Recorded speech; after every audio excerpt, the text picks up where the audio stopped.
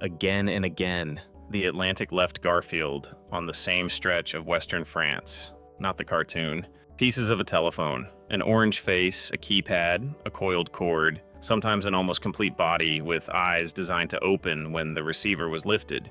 In 2018 alone, volunteers collected more than 200 fragments. By then, the phones had been appearing for roughly 35 years.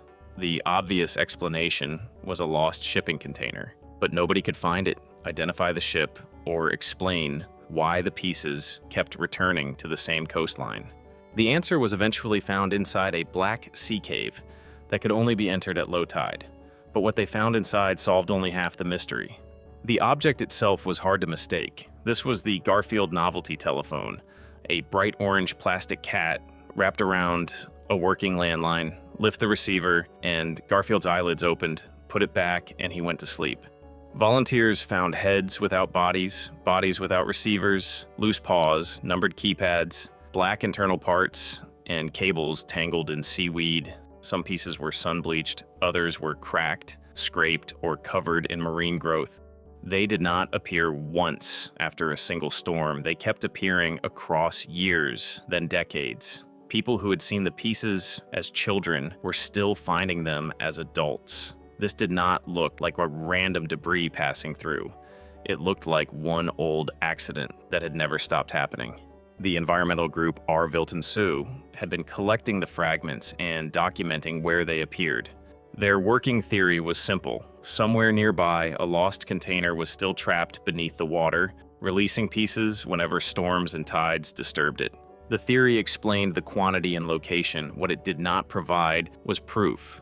There was no known cargo record, no confirmed vessel, and no container visible on the seabed. Then the story reached local media.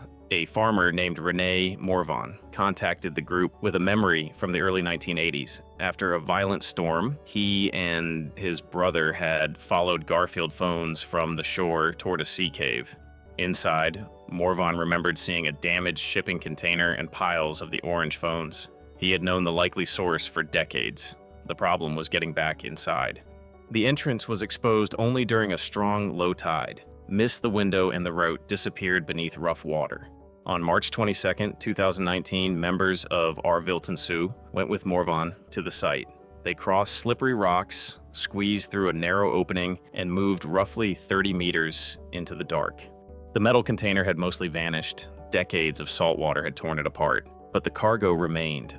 Under rocks and inside cracks, the group found Garfield. They recovered 23 relatively complete handsets, some still holding wires and electronic parts. Reports also described old televisions and red timber nearby.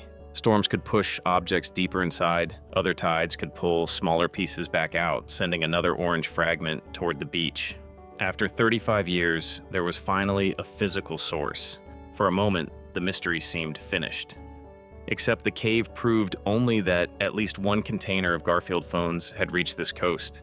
It did not identify the ship or produce a manifest confirming when the cargo was lost. The commonly reported year, 1983, comes from Morvan's memory, not a recovered document. The container was also largely empty, while fragments had appeared along a broad section of coastline. More phones could remain beneath the rocks or water, and there may have been more than one container.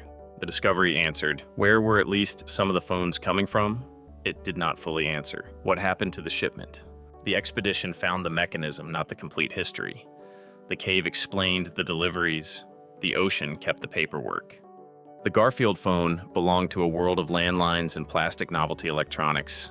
Its technology became obsolete. Its plastic did not.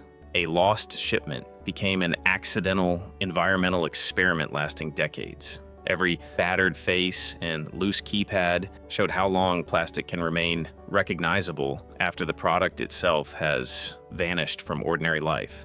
The phone had a simple trick. Pick up the receiver, and Garfield opened his eyes. Now the receivers are missing.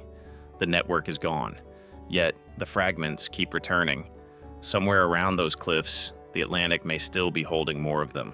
The cave revealed why Garfield kept reaching the beach. It could not tell anyone when the final piece would arrive.